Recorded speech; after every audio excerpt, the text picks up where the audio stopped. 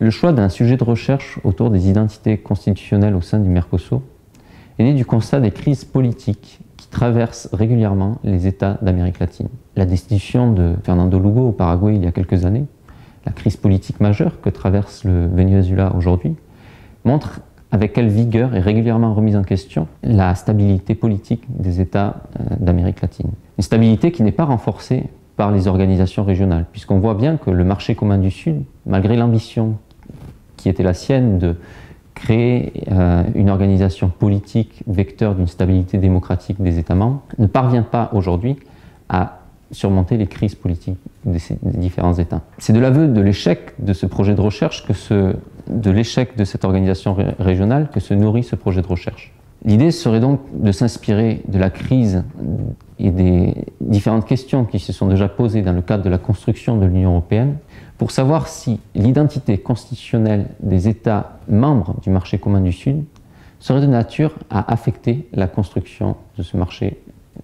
commun. Si vous et moi nous mettons d'accord pour partager une pizza, encore faut-il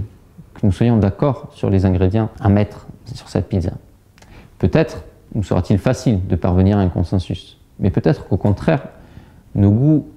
divergeront tellement qu'il nous sera impossible de parvenir à un projet commun. L'idée de ce projet de recherche va donc être de savoir si les ingrédients du Mercosur sont au goût constitutionnel des différents États membres. Dans la perspective de mon contrat doctoral et de référent du pôle du Mercosur pour l'Institut des Amériques, je vais donc partir à Montevideo pour organiser un travail de terrain et structurer ma recherche autour de deux réflexions. D'une part, je chercherai à mettre en valeur l'existence d'un patrimoine constitutionnel commun entre les États membres du Mercosur, susceptible de révéler des ressemblances entre les différentes constitutions, capables de postuler l'existence d'un marché et d'une organisation politique commune. Dans un autre temps, je viserai à analyser s'il n'existe pas, au contraire, des divergences constitutionnelles